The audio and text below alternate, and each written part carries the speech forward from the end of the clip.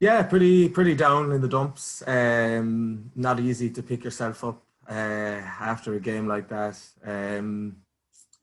But yeah, I think we've got another big game this week, so it's we don't have too much time to dwell on it and feel sorry for ourselves. But yeah, it was a pretty shitty atmosphere after the game, and you can tell boys are still upset, and it's going to hurt for a long time, I'd imagine. So Probably hard for you as a teammate, but I thought Finn Russell wasn't uncharacteristically poor. He was just Finn Russell. Like when you pick Finn Russell, like he's going to stand flat and he's going to throw those passes and they're going to come off and you're going to break the gain line, go the length and score. So I had no problem with the way I had no problem, like I'm some sort of genius, but I had no issues with the no, way no. Finn was playing. He was just being Finn, which I love. I Hmm. think your old mate Teddy though was having an absolute stinker, bless him. Hmm. And it kind of cast me back to me in my younger days, probably like over trying, like one error, then doubles up on error, triples up on error, quadruples up. I don't think I've seen a player kind of double up on errors as consistently as him for so long. And me and Jamie were sitting up in the commentary thing, like looking down, and Max started warming up. And I think as a player, you know when you've had Yeah. a bit of a stinker, and 20 minutes in, like you know when someone's warming up for you. Like his eyes must have seen that, and he actually started to pick up and start playing a little bit better. And I'm just so happy for his kind of mental state that he got through to halftime, because like to be pulled off pre halftime, I think it happened to me once in my career. It's kind of soul destroying, you know what I mean? But I think it's one of those calls that you got to make as a coach, and I'm just surprised that it didn't come earlier from your coaches. Yeah, I was probably surprised a little bit too. Yeah, just because if you didn't have a knock or an injury before the game and you haul him off after 20 minutes, then you'd be like worried for his mental state and you'd be thinking that's a real shot, like that's not having a lot of confidence in him. But the fact that it just didn't go his way that first 20, and you just got to cut off the toe to save the legs, you know what I mean? That kind of job. Like if it's not going, it's not working for you. You just got to pull him off. But I know pride comes into it, and you want him to turn it around, but if he's just not right, he's not right. So probably in hindsight, it's easier to say that he should have came off, but like the man's a genius. Like he can pull out two passes and it could be two tries, and he could make up for his errors in the first 5-10 minutes. So it's a hard one to call, but in hindsight, yeah, he probably should have came off a little bit earlier. Well, there was two tries from you, Simon. You were playing extraordinarily well, but you came off with 15 minutes to go. Were you injured? Were you fatigued? Or was it a tactical decision? Yeah, I was cramping. I was cramping up a bit, and coach saw me stretching a few times with about 60 or 65 minutes or 60 minutes. Yeah, coach had saw me stretching and gave me, are you okay? Like thumbs up or thumbs down? And I was like, no, I'm okay. It was just in between play. I was trying to stretch it out a bit. And obviously it's a final. If I have to sprint, I'll sprint. I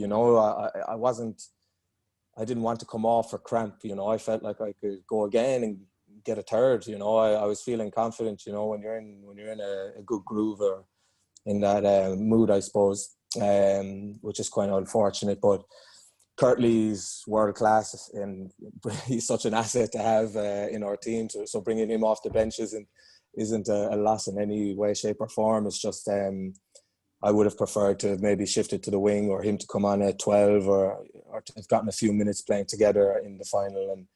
And yeah, I think it would have probably been a bit better. Because you guys got back into that game, like well and truly, like you completely flipped the scales. Was it halftime kind of addressing keep the ball, build phases? Because that's what we saw from where we were sat. If you just Yeah, kept the ball and didn't force it, you guys were so effective. that's the way it was. Yeah, we felt like when we were getting in through phases, we were putting them so much under pressure, and we were seeing the spaces getting there. And like one stage we had a grubber kick that tried to go through, and you turn around and we're defending a 5 meter line out. If we just hold on to the ball in these situations and don't get a little bit, I suppose, nervy or whatever. But there were the messages. Yeah, just hold on to the ball, and we're stressing them so much. It was, yeah, it was very annoying. Even when we were 14 points down or whatever, we just felt like if we hold on to the ball, we'll get it back. wasn't enough in the end. A few decisions didn't go our way, but yeah. Come on, let's get into that decision, mate. was... Jamie Roberts was kicking the chair in front of him, screaming for I don't know which player it was, but to roll away. It affected that clear out. But I'm kind of screaming before that, thinking, you know, we talked about drop goal the week before on here, and it was kind of primed for that, and it wasn't taken. So I don't know, like, it shouldn't have come down to those last few minutes to win or lose that game. You know what I mean? There was so many chances in the game, but again, we're left thinking, would a drop goal have sealed that? I love Finn's mentality, though. You know, it's always to score. You know, he was fully confident that we were going through the phases and we were going to score.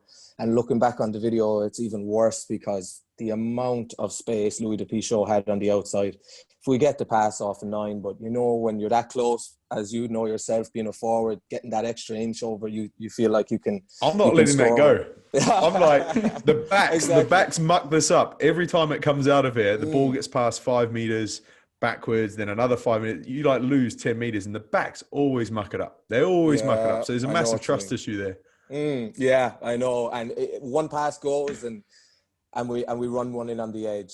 But if that ball goes to the floor, then you know what the forwards are going to say. So Finn was, you know, I had actually spoken with Finn the week before watching that Aussie New Zealand game, and we were saying we'd both take the drop kick. Like, you know, that seemed like the right option at the time, but.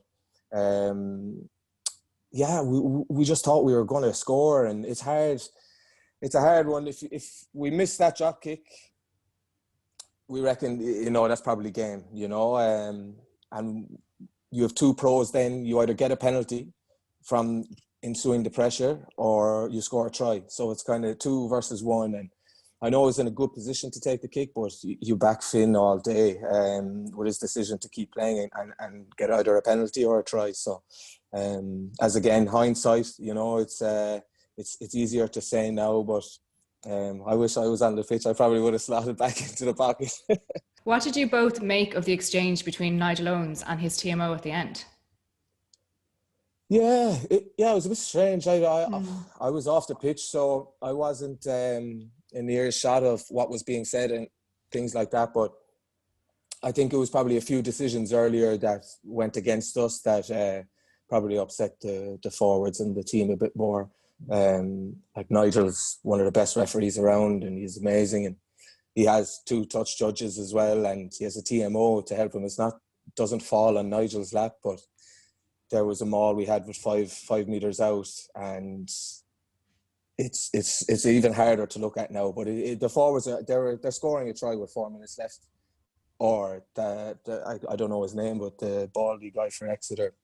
A part of the maul breaks off, and he couldn't come in the side anymore, you know, and take down our maul, and that just kills our momentum. And then after that, you have the issue with Sam Hidalgo, where Anthony Claassen reaches out, and they get the penalty, whether he comes in from the side or whether it's over the line, should be a scrum to us or whatever. There's loads of different interpretations, but the 5 meter maul, where they come in from the side and collapse, that was just a killer.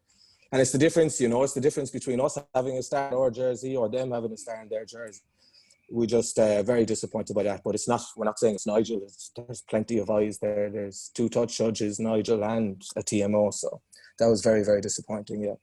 I think naturally everyone looks to like 1 or 2 decisions in the game that define the result. But like, you're right in saying that there's so many kind of moments in that game for you to win or lose that game. You know, if you eradicate that opening 20 minutes, you win that game. Absolutely. You're not looking at the a ref's decision in the kind of closing 5 minutes of the game. So I think Christina was talking about the final sort of words between the ref and the touchies on the last 5 seconds of the game, was saying. Were you pitch side for that? Did you hear what happened there? No, I was on the sideline. I was just looking at the clock thinking we're going to go for a quick drop off and try and get the ball back. And, you know, it might seem like, an impossible task, but if we win that ball, we can score from anywhere, you know, like that's pretty dangerous for Exeter if we get the ball back there. So even at that moment, I was going, right, like Finn Russell will do something here. Absolutely. Like, I was thinking the game is still there for Exeter to lose. Like, Russing can still do this. My God, if we had that chance, like, I know the public will say the game was over, but we can score from anywhere, and that's the weird thing, I suppose, or upsetting. But yeah, I don't have a clue. I still don't know what happened with the clock or what the issue was. Do you reckon we could stop making Simon relive this, Christina? Yeah, I think I've got one more. Well, I've one more question just to ask you about what was maybe said in the dressing room afterwards. Yeah, after it was just a lot of disappointment. It was just silent for five or 6 minutes, which is a long time. Toto, our head coach, spoke a little bit, going back to the first 20, and we were probably still in the change room, all of us as a team, not just putting the blame on any one player. But yeah, it was very disappointing. And then afterwards, our president came in and spoke and just said how disappointed we all were. But the good thing about the club is that, you know, there was no finger pointing, there was no blame, nothing. You know, we win together and we lose together, and we feel like we're there. Like, we feel like we're the best in Europe, you know, when we're on our day, and we just don't have a start to show for it, which is disappointing. But yeah, it was just a few things that just didn't go our way. You know, it was like it just wasn't meant to be. That high tackle on Juan Nimhoff there, where we were running out, he nearly takes his head off. That's a red card, you know. No, not even a yellow. And any other day, it's crazy. We just couldn't believe it, you know, and it just wasn't meant to be. It just wasn't meant to be. But isn't it mad that with a minute to go, like, it's still a point in it, and it's not even meant to be? So it's just, again, I just thought it was a great game for the average supporter. I'm just really sorry that you're having to relive it, Simon, you know? I know. And to be honest, I've watched this probably about 5 times again since. That's the only thing you can do, you know. It's just, at least the pain is fresh, and we're going straight into the season. You know, we don't have holidays, we don't have pre-season, you know, there's none of this. Like, we're jumping straight back into a European season in top 14, and yeah, the pain is just very, very fresh, and we don't want what happened to happen again. So